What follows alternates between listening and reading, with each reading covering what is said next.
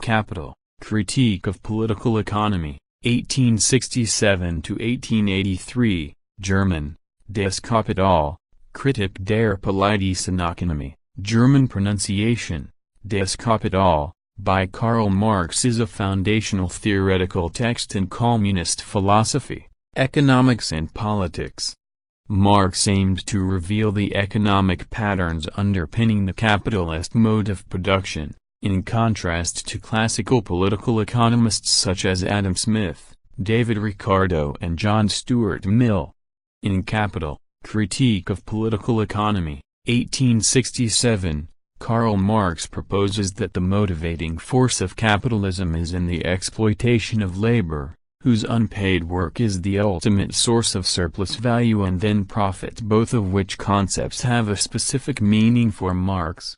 The employer is able to claim the right to profits because he or she owns the productive capital assets, means of production, which are legally protected by the capitalist state through property rights. The historical section shows how this right was acquired in the first place chiefly through plunder and conquest and the activity of the merchant and middleman.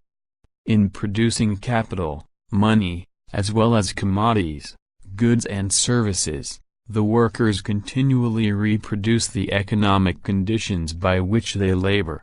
Capital proposes an explanation of the laws of motion of the capitalist economic system, from its origins throughout its future, by describing the dynamics of the accumulation of capital, the growth of wage labor, the transformation of the workplace, the concentration of capital, commercial competition, the banking system, the decline of the profit rate, land rents, etc. The Critique of the Political Economy of Capitalism proposes that, the commodity is the basic cell form, trade unit, of a capitalist society, but capitalism is distinguished from other forms of production based on commodities in that here labor power becomes a commodity like any other.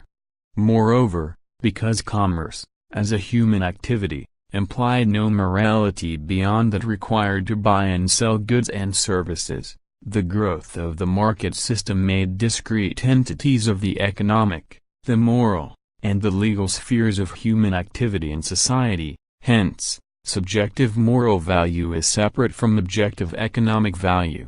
Subsequently, political economy, the just distribution of wealth and political arithmetic about taxes, became three discrete fields of human activity: economics, law, and ethics, politics and economics divorced.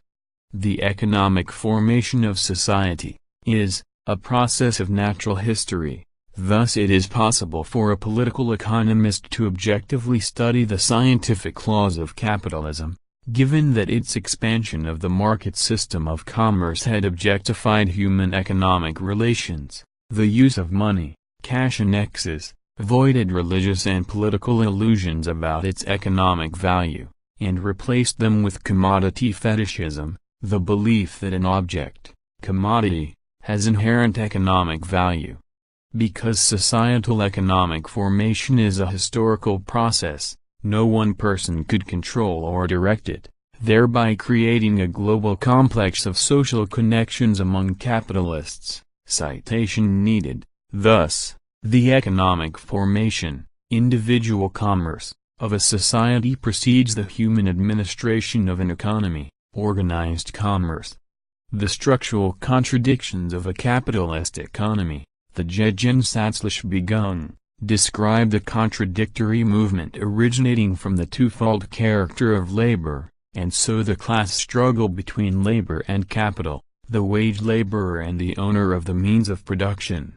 These capitalist economic contradictions operate behind the backs of the capitalists and the workers, as a result of their activities, and yet remain beyond their immediate perceptions as men and women and as social classes. The economic crises, recession, depression, etc., that are rooted in the contradictory character of the economic value of the commodity, cell unit, of a capitalist society, are the conditions that propitiate proletarian revolution, which the Communist Manifesto, 1848, collectively identified as a weapon, forged by the capitalists, which the working class turned against the bourgeoisie itself. In a capitalist economy, technological improvement and its consequent increased production augment the amount of material wealth, use value, in society, whilst simultaneously diminishing the economic value of the same wealth, thereby diminishing the rates of profit, a paradox characteristic of economic crisis in a capitalist economy. Poverty in the midst of plenty consequent to overproduction and underconsumption. After 2 decades of economic study and preparatory work, especially regarding the theory of surplus value, the first volume appeared in 1867, The Production Process of Capital.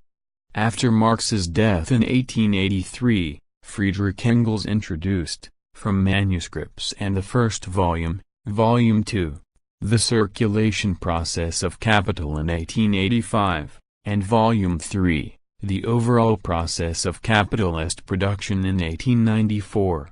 These 3 volumes are collectively known as Das Kapital.